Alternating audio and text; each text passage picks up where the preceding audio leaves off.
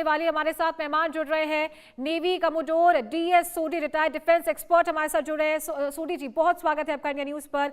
साथ ही श्रुति दास गुप्ता, विदेश मामलों की जानकार हैं, वो भी हमारे साथ जुड़ गई हैं। श्रुति जी, आपका भी बहुत बहुत स्वागत है इंडिया न्यूज पर। तो सबसे पहले DS सोडी जी, मैं आपके पास आऊंगी। दोनों का रुख, यानी कि राष्ट्रपति ट्रंप का और US आर्मी का अलग अलग नजर आ रहा है, और जहां तक एनालिसिस यहाँ पर आम जनता करेगी, या फिर मैं आपसे भी जानना चाहूंगी कि क्या आपका एनालिसिस है, क्या सही स्टैंड यहाँ पर US आर्मी लेती हुई नजर आ रही है?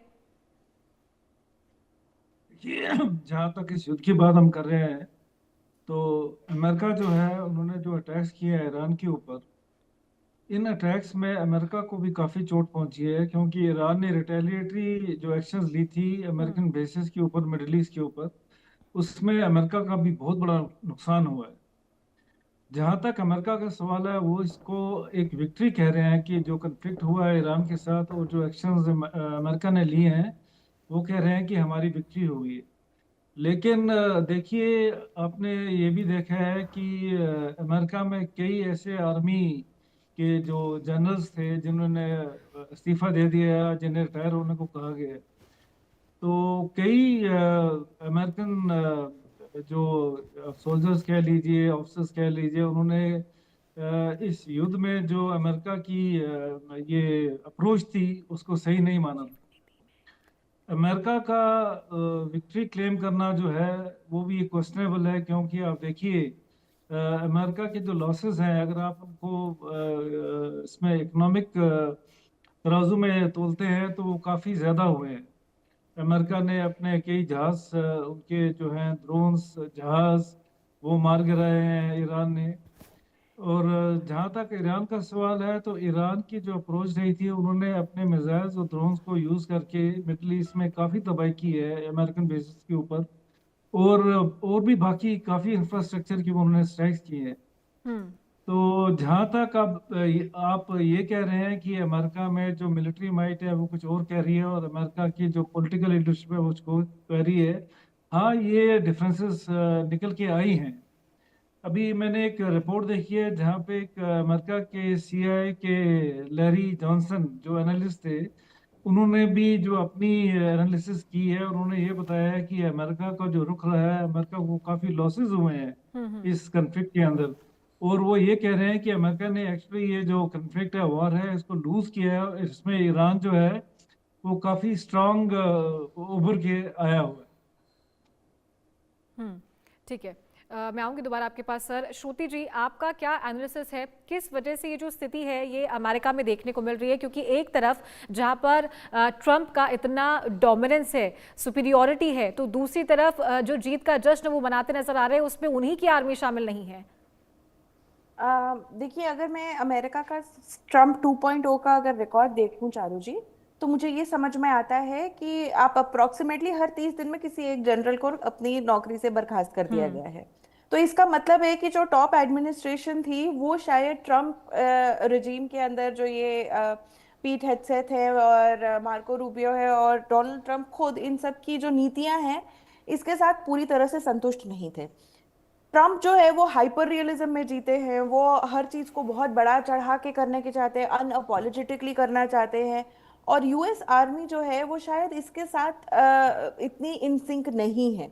अगर मैं वेनेजुएला के एग्जाम्पल में, हम थोड़ा पीछे जा रहे हैं टाइम में, लेकिन अगर मैं वेनेजुएला के टाइम का एग्जाम्पल लूं, तो जब उन्होंने वो ऑपरेशन करने की इच्छा करी, तो उससे जस्ट पहले एक जनरल को भी फायर किया था, बिकॉज उस जनरल को नहीं पसंद था कि आप इस तरह से किसी दूसरी कंट्री की सॉवरेनिटी को आप वो करें, उल्लंघन करें। उसके बाद अगर आप देखेंगे, उससे पहले जब वो शिप्स पे अटैक कर रहे थे, तभी उन्होंने एक सेपरेट एक आर्म फोर्स बनाई, जो जो पीट हेगसेथ के ही किसी जान पहचान के लोग थे, उनके साथ काम करने वाले थे। तो उनके अंडर उस सेपरेट नेवल फोर्स को दिया गया, जो वो जो सदर्न स्पीयर करके ऑपरेशन है वो रन करेंगे, क्योंकि US नेवी ने उस समय इनकार कर दिया, क्योंकि जो रूल है और जो इंटरनेशनल लॉ है उसको हमेशा वो नेगेट करके ही अपना काम कर रहे हैं। ये तो हमें पता ही है कि जो ट्रम्प 2.0 जो US का दबदबा बनाने की कोशिश कर रहे हैं, वो इंटरनेशनल लॉ को तोड़ तोड़ कर रहे हैं, हर हर जगह तोड़ रहे हैं। ओनली प्रॉब्लम है कि उनकी इकोनॉमी इतनी बड़ी है, उनकी पॉलिटिकल माइट इतनी है और उनका डॉलर डोमिनेंस अभी भी गया नहीं है। 60% ऑफ द वर्ल्ड का ट्रेड जो होता है वो अभी भी डॉलर रिजर्व करेंसी के बेसिस पे होता है। तो उनके ऊपर उनका जो ये इकोनॉमिक स्ट्रॉन्ग होल्ड है, इसके चलते कोई कुछ ज्यादा कर नहीं पा रहा है उनका।